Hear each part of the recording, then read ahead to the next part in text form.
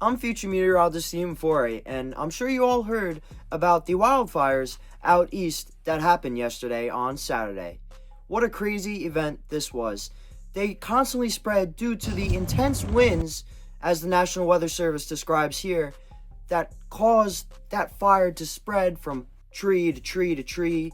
And luckily, it did avoid many structures and houses, so we got very lucky with that. But the gusty winds was what fueled those fires to spread. And also, you can see what the National Weather Service says can cause these fires. And it was likely that it was most likely caused by a human. So that is sorry to hear, as you just saw all those pictures from the fire. What a terrible event that happened this weekend on Long Island. I was able to talk to a few people that live closer to the fires, and everyone said just how scary it is to see that huge plume of smoke coming up. Something we don't normally see here on Long Island. Is really just scary to see. That reminds you a wildfire can start anywhere. Thanks to the amazing, hardworking first responders and firefighters, as of Sunday afternoon, the brush fire has been fully contained.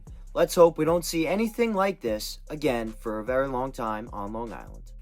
Now, backtracking a little bit for our weather news for this week, if you didn't see my short on Wednesday, how about those storms that passed through? We had about a good 4 hours of some heavy rain and heavy wind. So, driving conditions were not nice if you had to drive anywhere that evening.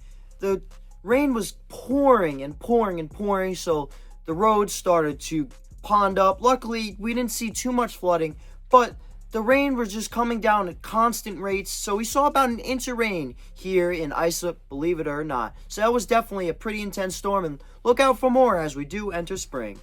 And as I mentioned before with the fires, we have had some crazy wind gusts all the way from Wednesday up until Saturday. Luckily today the winds have died down, but we have seen gusts anywhere from 30 to 50 miles per hour. They were definitely moving those flags and making it pretty cold out there regardless of the warmer temperatures because of those heavy wind gusts.